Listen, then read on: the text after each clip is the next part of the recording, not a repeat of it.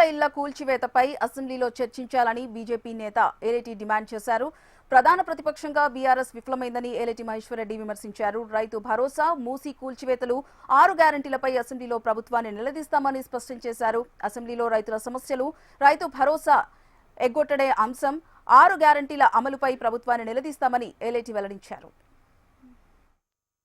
Declaration లాగా ఉన్నది తప్ప ఈరోజు ఎక్కడ కూడా హోప్ కనబడలేదన్న సంగతి మేము స్పష్టం చేస్తూ ఉన్నాం.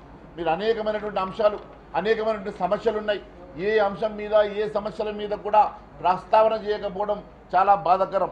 ఒకసారి లెక్కకు మించినటువంటి అప్పులు ఈ రాష్ట్రంలో, ఈ రాష్ట్ర ప్రభుత్వం చేసినటువంటి లక్షలాది కోట్ల రూపాయల అప్పుల విషయంలో ఎక్కడ ప్రస్తావన చేయలేదు.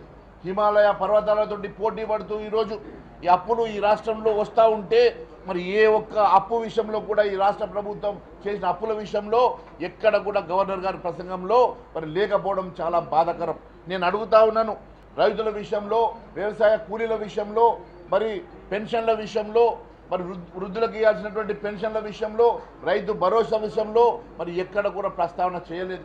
మరి ఆటో డ్రైవర్లకు ఇస్తామన్నటువంటి 12,000 రూపాయలు, రైతు కూలీలకు ఇస్తామన్నటువంటి 12,000 రూపాయలు ఎక్కడ కూడా ఇస్తామన్న సంగతి కానీ ఎక్కడ కూడా ప్రస్తావన చేయకపోవడం చాలా బాధాకరం.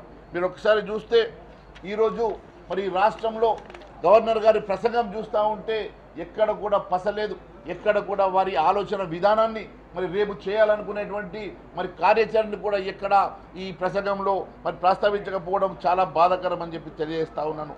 ఇదంతా కూడా వీరు రచించినటువంటి ఈ స్క్రిప్ట్ అంతా కూడా ఇది కేవలం ఈ రాష్ట్రంలో ఎక్కడ కూడా ప్రజా సమస్యల అంశం లోపల ప్రస్తావన చేయకపోవడం, ఇచ్చిన హామీలను మరి నెరవేర్చాలన్న అంశాన్ని ఎక్కడ కూడా ప్రస్తావించకపోవడం